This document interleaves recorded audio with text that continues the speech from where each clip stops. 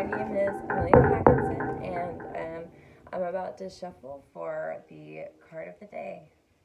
Um, I'm using my Pre-Raphaelite deck. It's my the first deck that I really connected to, so let's just see how this goes. Pater Noster, Quies in Caelus, Sanctificatum Nomen Tuum, Adveniat Regnum Tuum, Fiat Voluntas Tua, Siget in Caelo et in Terra. Panem nostrum quotidianum da nobis hodie, et divide nobis divide nostra.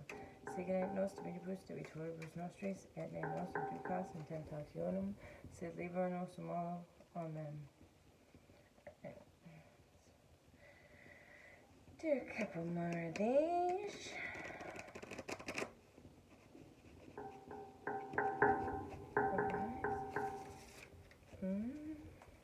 Let's see, the next one that pops out will be the card. The Nine of Swords.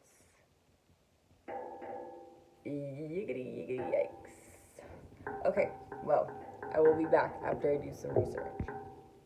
Alright, hopefully I fixed that sound situation.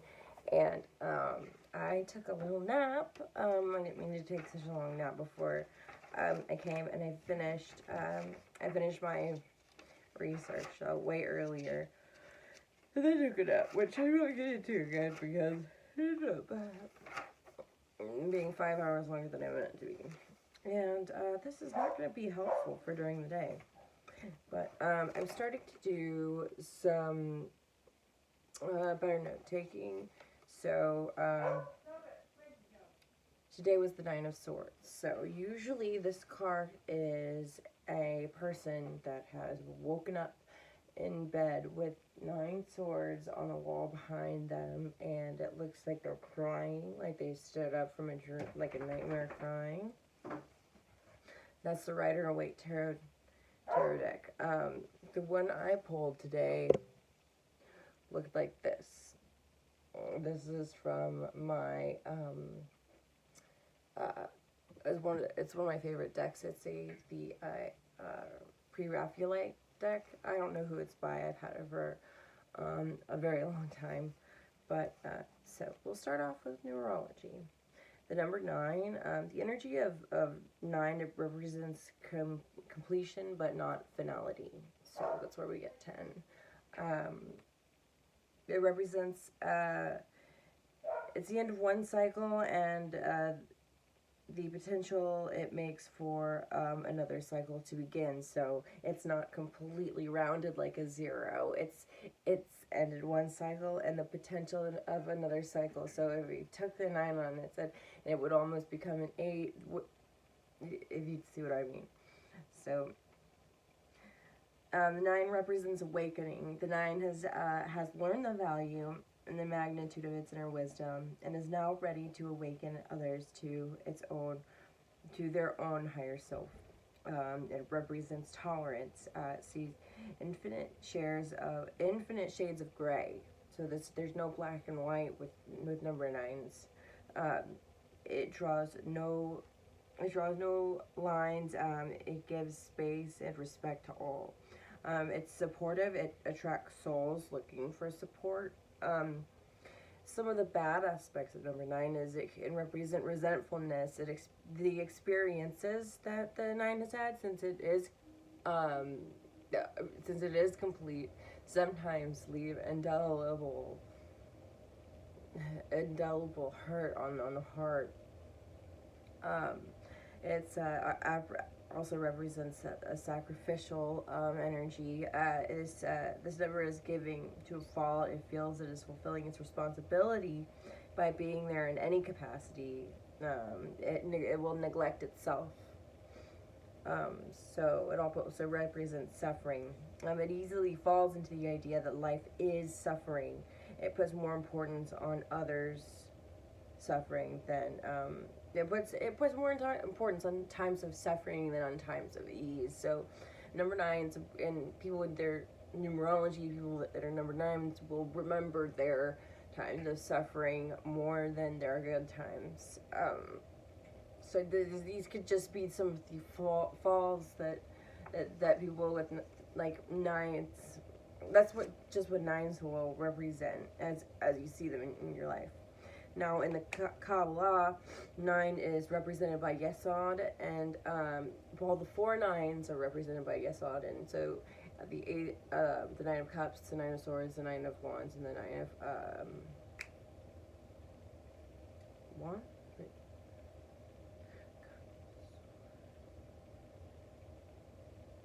Pentacles. Sorry. All right. So Yesod is this point in the tree of life.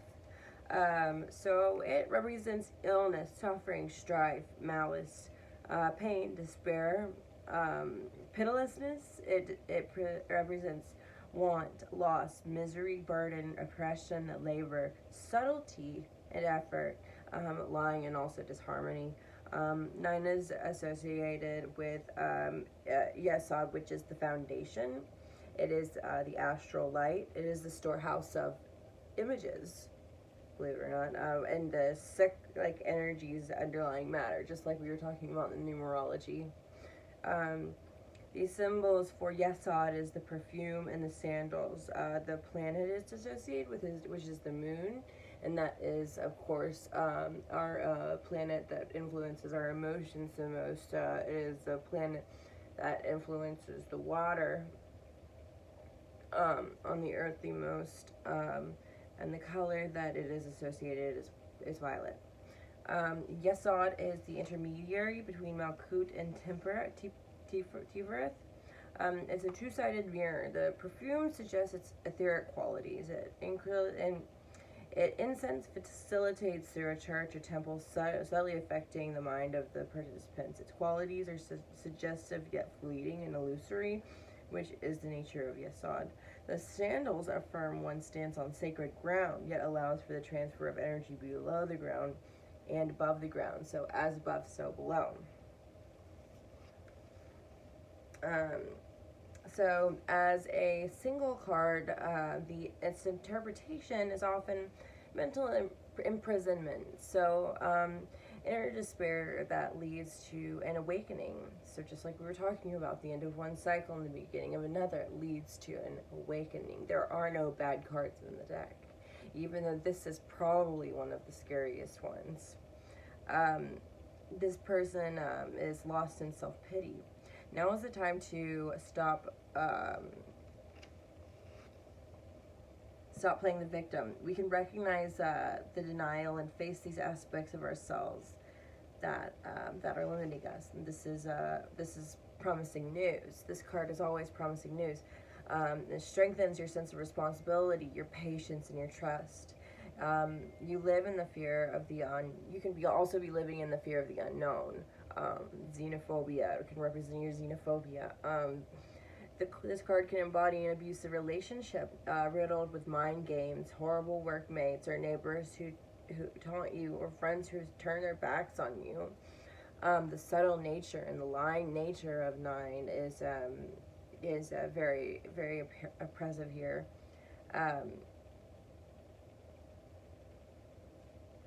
The sword represents the mental threat closing in. No other card specifically speaks to the physical pain. Mental anguish can concretely put on your body, such as like psychosomatic issues, which I suffer. You know, when I'm anxious for a while, like I'll start feeling my nerves like receding, like or when I'm depressed, you know, I lose feeling and like my arms, legs, hands, and feet. So that's with the 9 of Swords. That's how it represents itself in my life. This card is very clearly reminds the Aquarian that their mind's the root cause of everything. Focus the sword of your intellect. Cut to the root of the problem. Stop worrying and start acting. So, as its position, if its position is in the past, it indicates guilt over a previous action or past betrayals affecting your peace of mind. The Aquarian can be reminded that past trauma might be their main influence. In the present position, this card can represent anxiety or regret. Your current feelings may be tied to anxiety or grief. In a romantic reading, this almost always indicates a breakup or separation of some sort, lying or, like we said. So, the Hermetic title is Cruelty or Despair and Cruelty. Its planetary deacon is Mars. The zodiac is 10 to 19 degrees in Gemini. The planetary glyph is obviously Mars, the male title. The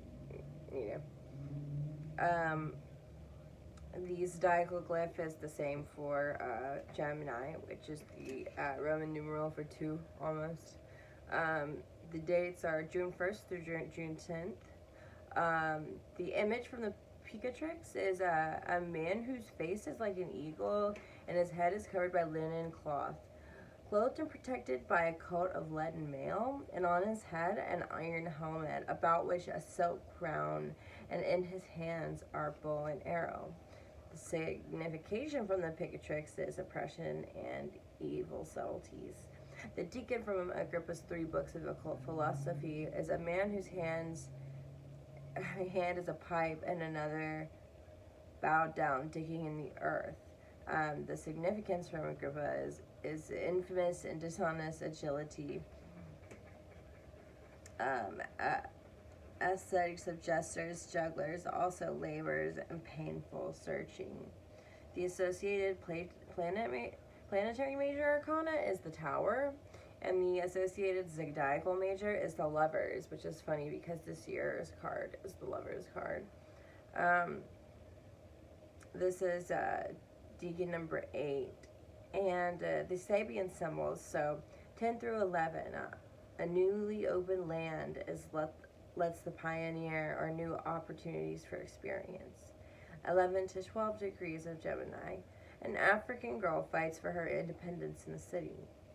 12 to 13 degrees Gemini, a famous pianist gives a concert. 13 to 14 degrees Gemini, bringing space and social distinctions. 2 men communicate telepathically. 14 to 15 degrees Gemini, 2 Dutch children talking, exchanging knowledge. 15 to 16 degrees Gemini, a woman activist in an emotional speech, dramatizing her cause. 16 to 17 degrees Gemini, the head of a robust youth changes into that of a unique thinker. 17 to 18 degrees Gemini, 2 Chinese men converse in their native tongue in an American city. 18 to 19 degrees Gemini, a large archaic volume reveals wisdom. 19 to 20 degrees Gemini, a modern cafeteria displays an abundance of food, products of various regions. So, for example, today, I had a wreck on the 5th and I spoke, and I've been having a lot of anxiety about it, so I finally spoke with my, I was finally able to give my side to my insurance. So that's how the 9 of Swords kind of played itself out for me today in the most obvious way. Also, I have an ex who's bugging me a bunch, and I'm dealing with some stalkerish situations. So that's a lot of anxiety, and what I need to do is just go ahead and get some restraining orders put up, otherwise it's just mental anguish and I'm not doing anything about it. So, if you guys want to tell me how the 9 of Swords has represented itself in your life, please like and subscribe. It would do me a huge favor. But otherwise, I'll put all my references in the comments below, and we'll see you tomorrow.